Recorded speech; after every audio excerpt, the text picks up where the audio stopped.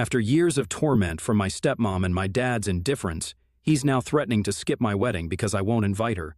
Okay, so I'm about to get married in a couple of months, and just help me out with this one because I have absolutely no idea what to do. I, 25 female, am getting married to my high school sweetheart, and we recently sent out the invitations to our wedding. My fiancé, Caleb, 25 male, and I decided I would only invite my parents to the wedding, but not my stepmother. It was a very easy decision for me to make because she's a really horrible person, and I would not want her at my wedding because she would just find a way to ruin it. My stepmother, let's call her Jan, 47 female, married my father when I was in 8th grade. My parents got divorced when I was really little, and they were never together when I was growing up. They had shared custody, and I spent half the month at my dad's place and the other half with my mom. It was a great arrangement, and I got the best of both worlds, so I was happy about it. My parents dated other people in the meantime, but they were just flings and were not permanent enough for me to care about. This went on for a couple of years, and everything was going well until my father started dating Jan. They started dating around the time I was in 6th grade, and when he introduced her to me for the first time, she was perfectly pleasant, and I actually liked her. But then her behavior got worse around me, and she constantly made me feel like I was a burden, as if she hated being around me. Look, I get it. A lot of people don't like kids, but I don't think that's an excuse to treat them poorly. After one point, I was practically scared of her and wouldn't approach her at all because I thought she would yell at me. It had happened enough times for me to see it coming, so I stopped trying to talk to her or befriend her. At first, she would just make faces whenever I would enter the room or act really annoyed when I was around, so I tried to be as silent and easily ignored as possible. But after she got engaged, she started treating me even worse and actively picked on me whenever she could. She would try to do it behind my dad's back at first, but then she got married, and after that, there was no stopping her. She made my childhood a total nightmare, and the worst part was that my father never stood up for me. She was the kind of woman who saw me as competition. I don't know why, because that seems really unhealthy and kind of crazy, but I can tell you guys now that that was how she used to act, like I was the contender for her throne or something. She would bully me constantly and make me feel like crap about my appearance. But it didn't stop there. She would even talk about my mother badly and say really nasty things about her. It would boil my blood, and I would often talk back to her, but my dad always scolded me for it, and she got away with everything. I tried to talk to my dad several times, but he was so blinded by her that he didn't even seem to realize that he was alienating me. He would always defend her and say that I was the problem. The only thing that he would say was that I was important to him, but so was she, and I would just have to get along with her because he wasn't ready to let go of either of us.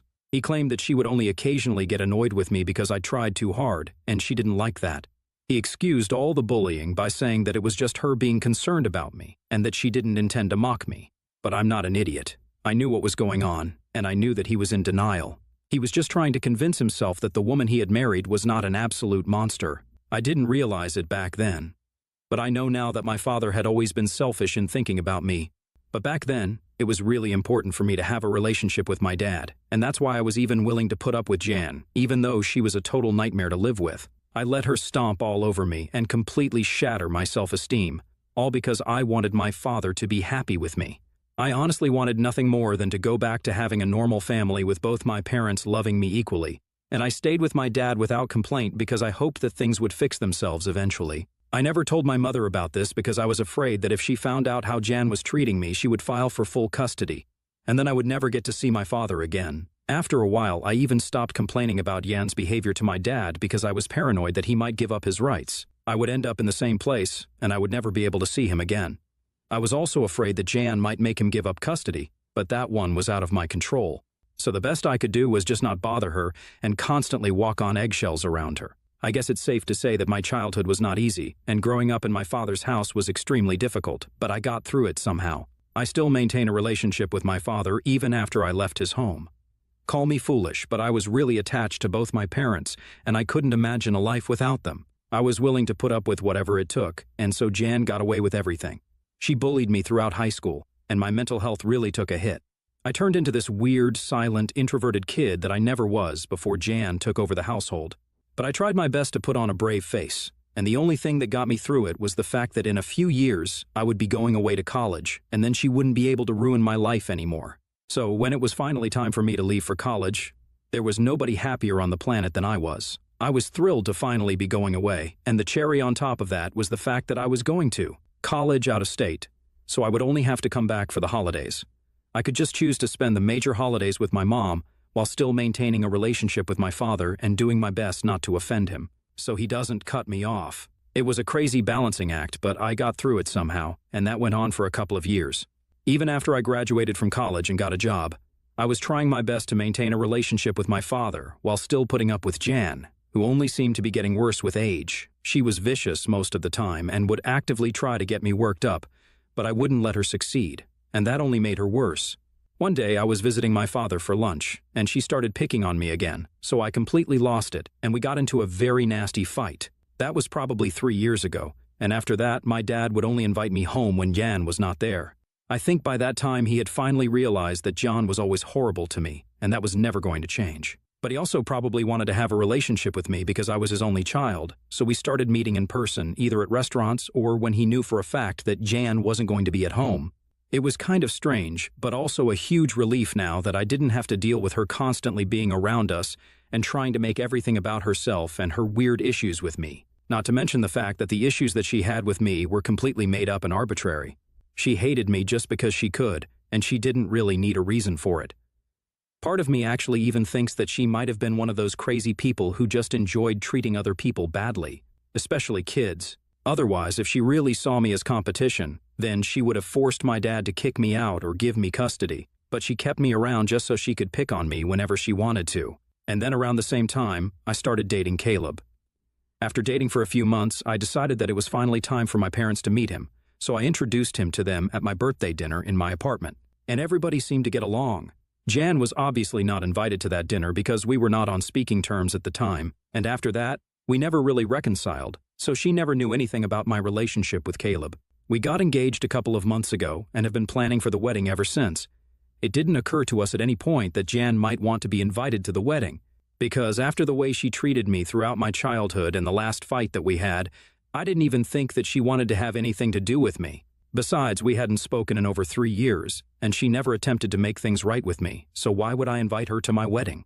But then the invitations were sent out recently, and my father contacted me to tell me that Jan was really upset and offended that she didn't receive one.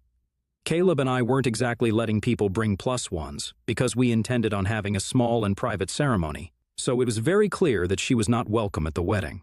And I don't even know why she was expecting to be invited, because she hadn't even been invited to the engagement party. There was no way that she couldn't have known about it because it was all over social media. Granted, I have blocked her, but she still might have heard about it from someone, and honestly, I'm sure that my dad must have told her about it. So she knew all along, and I didn't buy it for 1 second that she just had no idea this was happening. She had every opportunity to reach out to me and apologize, and then I probably would have considered inviting her to the wedding, but there was no apology, so why should I even consider it? It just doesn't make sense. But my father, for some reason, believes that I should invite her because she is my stepmom after all. I honestly think that it's a ridiculous idea, and I told him as such, but he's pretty bent on it, and we have been arguing about it for days.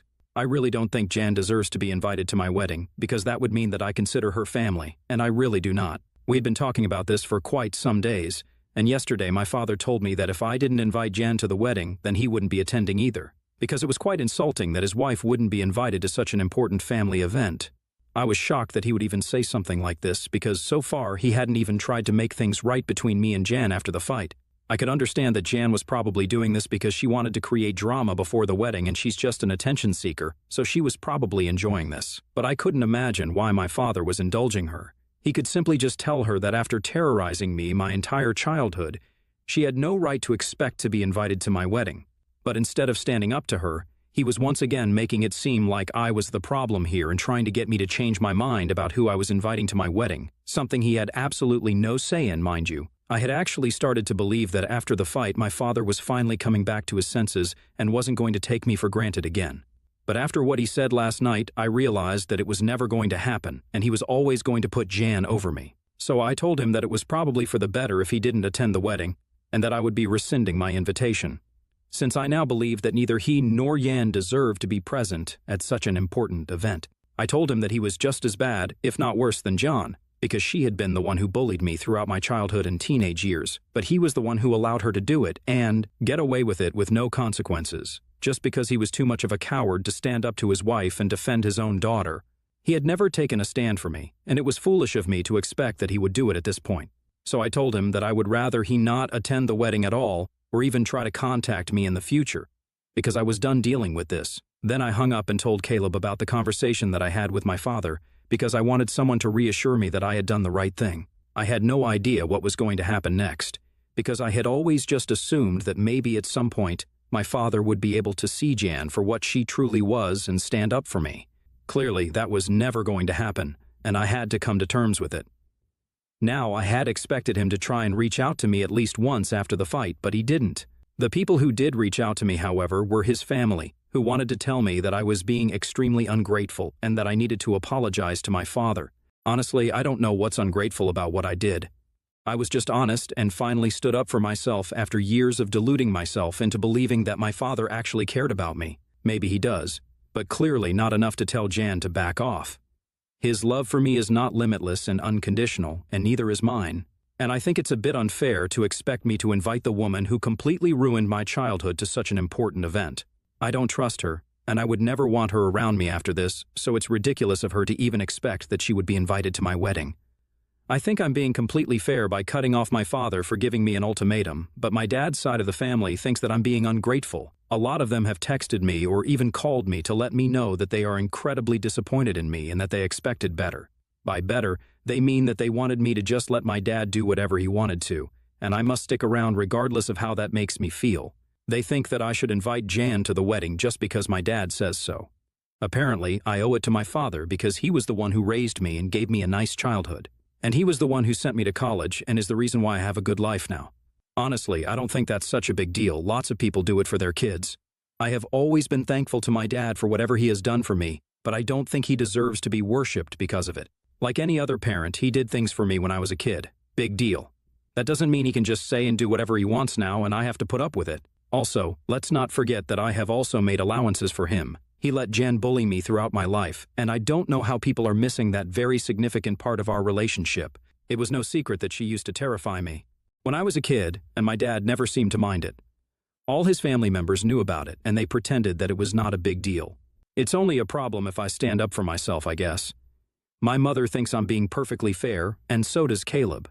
I'm just here to get an unbiased opinion and make sure that I'm doing the right thing. So, AITA for telling my dad that he doesn't need to attend my wedding because he wanted me to invite my stepmom? Update 1. Hi, thank you so much for the overwhelming response to my post.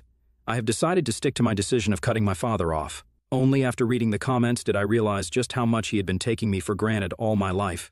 It's actually insane how much I was willing to put up with just so I could have a relationship with my father, and even that wasn't enough for him. I just can't believe that he just doesn't care about his only daughter, and he still doesn't care.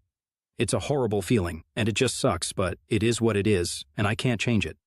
Caleb and my mother have been very helpful and supportive, and are trying to help me work through my feelings during this difficult time. It's bad enough as it is. I don't need my father's side of the family bothering me constantly and trying to remind me of all the great things that my father has done for me since I was a kid.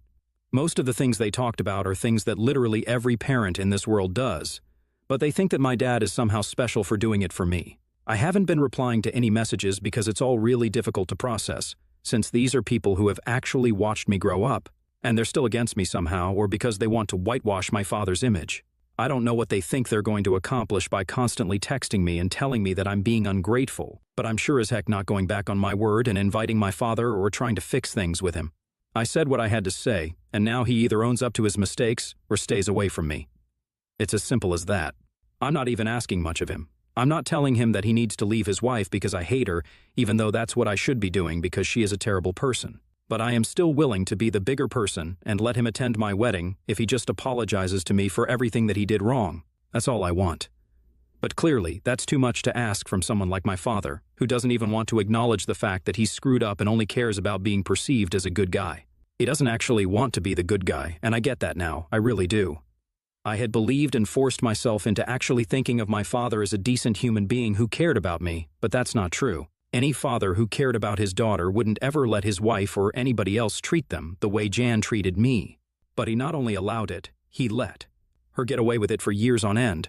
So no, he's certainly not an ideal father, and I'm not being ungrateful.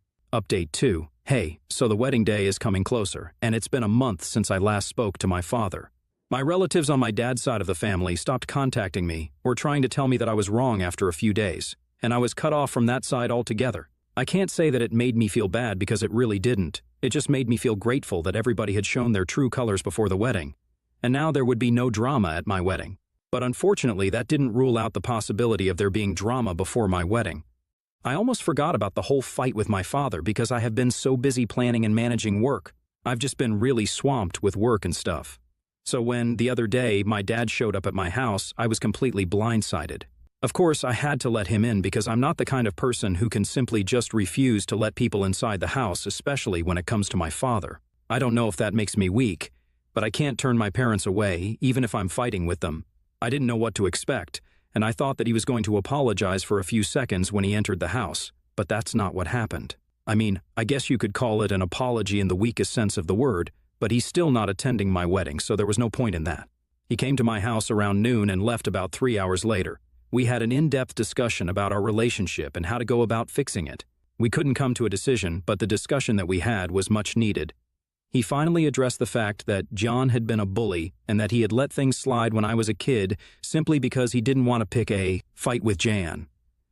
It was actually pretty refreshing to hear him acknowledge that because I had never really expected him to own up to the truth. So far, his only strategy had been to gaslight me into believing that I was somehow responsible for the way that she used to treat me as a kid. I would believe it because my dad was saying it, but as I grew up, I knew that that was not the case. I still never spoke up against it because I was so desperate to have a relationship with him, and I didn't want him to cut me off. But now it was finally all out in the open. Once he had acknowledged it, I thought he was going to say that he was sorry for everything that he had done. But he didn't. Instead, he said that while he did feel bad about it, he couldn't say that he was sorry for what he did because it was the only way that he could have a normal life without constantly having to worry about either Jan or me. Now, I don't think that was necessarily true because he could have intervened and tried to fix things between us. But he stayed out of it on purpose because he didn't want to stand up to Jan, gaslighting me into believing that I was somehow the problem was much easier than talking to his wife because kids are much easier to manipulate, and everyone knows that. He also knew that I would never do anything to jeopardize my relationship with him, and he shamelessly used that fact against me to control me and make sure that I wasn't much trouble to deal with. So Jan continued to bully me, and my dad just stayed out of her way and let me face her wrath. He told me that he loved both of us and didn't want to ruin either of these relationships, so he tried to shirk his responsibilities, and he was successful in doing so. And while he didn't apologize to me at any point, because he never really said the words that he was sorry, I can't count it as a genuine apology. He did express interest in being a part of my life going forward and suggested that we start therapy together, or at least do something to remedy the situation. He also told me that he still couldn't attend my wedding if I didn't invite Jan because she actually had been really offended that she hadn't been invited. She had expected me to let go of the past, even though she had done things that nobody would ever be able to let go of, and my dad had already agreed that he wouldn't be attending the wedding if she wasn't invited. As a matter of fact, Jan didn't even know about my dad's most recent visit to my place, because she was against the idea of us having a relationship. Apparently, she had allowed it when I was a kid because she believed that it was important for my father to actually feel like a dad and have me around. But I was a full-grown woman now, and I could handle myself, so I didn't need to come running to Daddy every time I was in trouble. And that's great logic, I suppose, to separate a father from his daughter. I can't believe that he's actually falling for it and letting her get away with these things even now. But I don't really know what to expect from my father anymore. We had a really long discussion the other day, but it ended up going nowhere. I have no idea if there is any point in trying to make things work with my dad because Jan will always be his top priority. And I don't think I can deal with that anymore. I just don't even know what to say about him. This is all just really very upsetting. Update 3. Hi, so it's been a really long time since my last update, and I'm happy to inform you guys that Caleb and I are married now. We got married the way we wanted to, with the people that we wanted around us, just a few days ago, and it was dreamy and beautiful. And no, my dad was not present at the ceremony. Like many of you guys, I had also been wishing that by some miracle he would come to his senses and leave Jan so he could attend my wedding. Sadly, that's not what happened, and we are still not on talking terms.